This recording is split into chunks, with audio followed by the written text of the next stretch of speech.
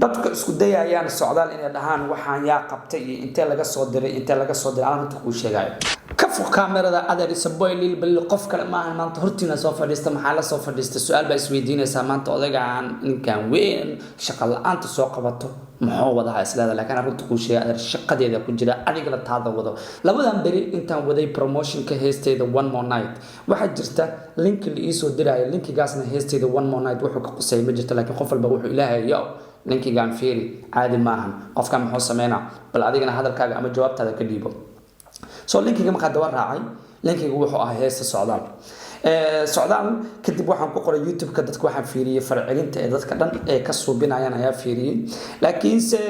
inta badan runta hadaa kuu sheego ma aanan ku farxin soo anigana maanta wixii aan ka dhihi lahay ayaa idin tusaa bal linkiga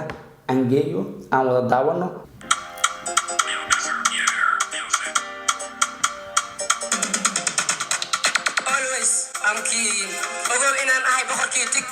TikTok maahan hip hop maqaayadaadan ka dhex qadayna waana halaynaa waana habaynaa cabaadkeeray holo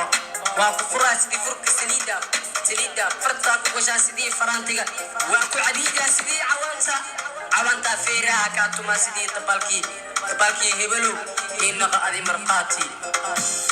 فعلي هدي مقلن مقعيقا وينحان because I'm سعودال I am lie on me on you نباحك اللي عفرت ذك عشو هديك لي جف إيقاقا على كدفع كليا سوري نوشي إذا وفرحت عبسي كما قبا بسدا كما بغو إلا وحاي اللي باع موتو موضو عرقي مورتيقا ناسكا وبحي أرق وبقي وعبصي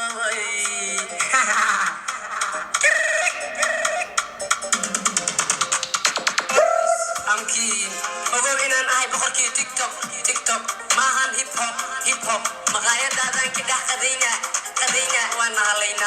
halaynaa waana habaynaa cabaadkeeray holo okay videogiis waa daawaday wali waxyaabaha ka helay waxa kamid ah odaga caadi maahan markay hal mid aan sheego socdaan he's a good entertainer waa qof bulshada mashquulinaya ama dhalinyarta mashquulinaya okay kasoo gudub horta heestiisa dhan waxa waaye 1 daqiiqo 33 second record cusub u yaala Soomaaliya hees 1 daqiiqo iyo 33 second ay weligeed kama soo baxeen soo record u yaala laba isbuuc ay ku jirtaa waxa daawatay 336 soo micnaheedu waxa waaye 336 oo entertain gareeyay oo mashquuliyay ayagoo sariirtooda jiifaan telefoonkooda isticmaala TikTok iska dhex wareegaya wixii qabtan ay la yihiin ayay heesta socdaal wada dhageysteen waxaana aaminsanahay intooda badan in oo wajigooda qosol oo geliyay that's why commentiga daa fiirisid emoji qosolka ka wada buuxa dadka isku dayayaan socdaal inay dhahaan waxaan yaa qabtay iyo intee laga soo diray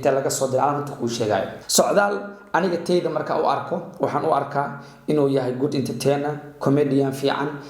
oo uu u baahan yahay markasta in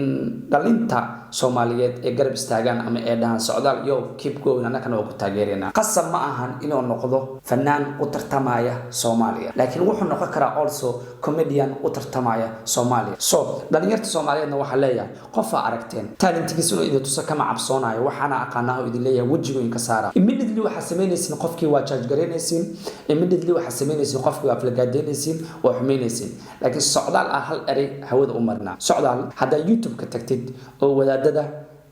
Soomaali oo khatarsan ilaahay sharaftooda ha dhaafo hadii oo fiidiyaashooda aad daawatid hal video oo aan like la saarin kama soo helaysid